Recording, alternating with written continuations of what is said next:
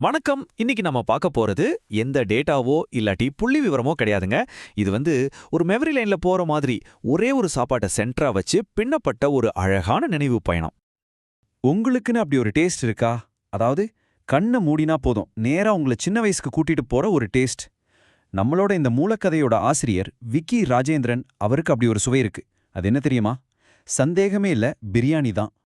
சரி, வாங்க இப்போ நாம ஆசிரியரோட முதல் பிரியாணி அனுபவத்துக்குள்ள போகலாம். இந்த ஃபேமஸான சாப்பாடு அவருக்கு எப்படி எப்போ முதல்ல அறிமுகமாச்சுன்னு பாப்போம் வாங்க. வருஷத்துக்கு ஒரு தடவை நடக்கிற ஒரு மீட்டிங் இது. அன்னைக்கு ஊர்ல இருக்கிற பஜாருக்கே லீவ் விட்டுடுவாங்க. எதுக்கு இந்த மீட்டிங்னா, அந்த சங்கத்தோட கணக்கு வழக்கை எல்லாம் பார்த்து புதுசா நிர்வாகிகளை தேர்ந்தெடுக்கிறதுக்காக தான்.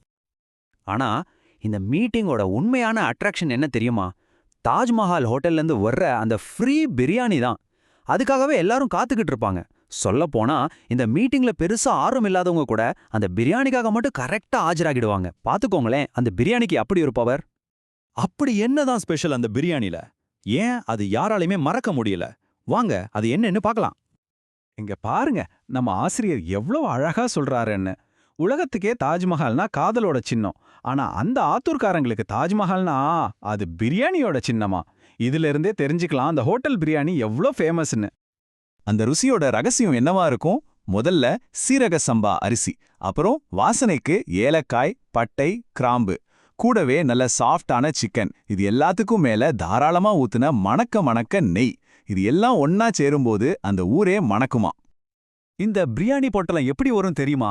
ரொம்ப நேர்த்தியா கட்டியிருப்பாங்க. முதல்ல ஒரு நியூஸ் பேப்பர், அதுக்குள்ள ஒரு இளம்தால வாழை இலை, அதுக்குள்ள சிக்கன், முட்டையோட பிரியாணி. அந்த பார்சலை வீட்டுக்கு கொண்டு வந்து பிரிக்கிற அந்த ஒரு மொமெண்ட் இருக்கு பாருங்க, அடாடா. அந்த பிரியாணி எப்படி இருக்கும்னு சொல்றாரு பாருங்க.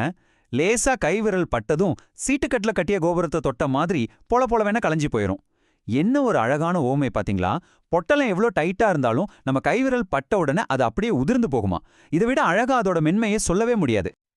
அடுத்து இதை கேளுங்க. மணமணக்கும் நெய்யோட பிரியாணியோட வாசம் அப்படியே மூக்குல ஏறும்போது வாயில எச்சில் ஊறிடும்.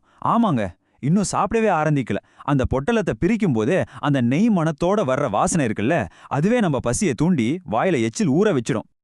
சரி, இப்போ இந்த பிரியாணியை எப்படி சாப்பிட்டாங்கன்னு பார்க்கலாம். அட, அதுவே ஒரு பெரிய சேலஞ்சா இருந்திருக்கு போல.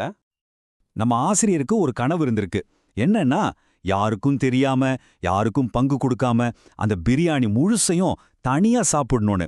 ஒரு சாமியாடி படையல் சோத்த ரகசியமா சாப்பிட்ற மாதிரி சாப்பிடணும்னு ஒரு பிளான் போட்டிருக்காரு. ஆனா அவர் போட்ட பிளான் ஒண்ணு, அங்க நடந்ததே வேற. அவர் என்ன நினைச்சாரு? முழு பிரியாணியும் தனியா சாப்பிடலான்னு. ஆனா ரியாலிட்டியில என்னாச்சு? அந்த பிரியாணி வாசனை அவரை காட்டி கொடுத்துடுச்சு. சரி, வயிறாரா சாப்பிடலான்னு பார்த்தா அண்ணன் தம்பி தங்கச்செல்லாம் வந்து பங்கு கேட்டுட்டாங்க. கடைசியில என்னாச்சு? அவர் ஒரு கோழி குத்துற மாதிரி மிச்ச மீதியை தான் சாப்பிட முடிஞ்சது. பாவம். இது ஒரு மாறாத உண்மைங்க. நம்ம வீட்ல எவ்வளவு சூப்பரா சமைச்சாலும் அந்த பக்கத்து வீட்டு பிரியாணி வாசனை மட்டும் இன்னும் தூக்கலா இருக்கும் இல்லையா?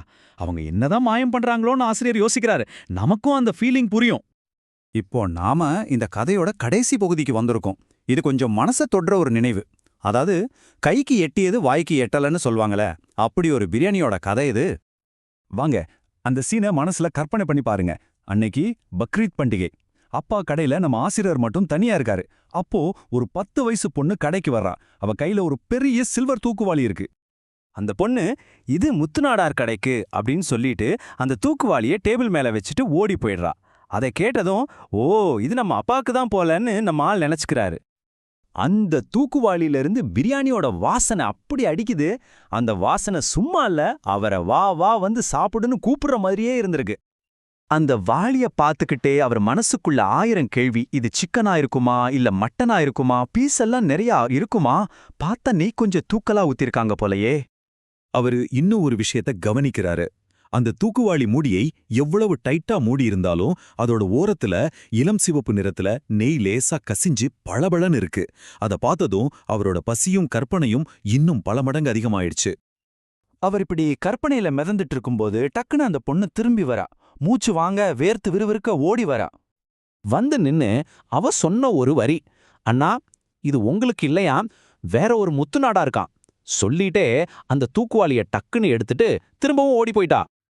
நம்ம ஆசிரியர் சொல்றாரு, கைக்கு எட்டி வாய்க்கு எட்டாமல் போகும் பிரியாணி வாளியையே பார்த்து கொண்டு நின்றேன் நான். அந்த ஒரு நொடியில எல்லா சந்தோஷமும் போயிடுச்சு. அந்த ஏமாற்றத்தோட அவர் அப்படியே நின்னுட்டாரு. இந்த அழகான நினைவுகளை நம்ம கூட பகிர்ந்துகிட்டவர் விக்கி ராஜேந்திரன். நிஜமாவே சாப்பாட்டுக்கும் நம்ம நினைவுகளுக்கும் சில சமயம் நம்ம ஏக்கத்துக்கும் எவ்வளவு பெரிய தொடர்பு இருக்குன்னு இந்த கதை ரொம்ப அழகா சொல்லுது இல்லையா?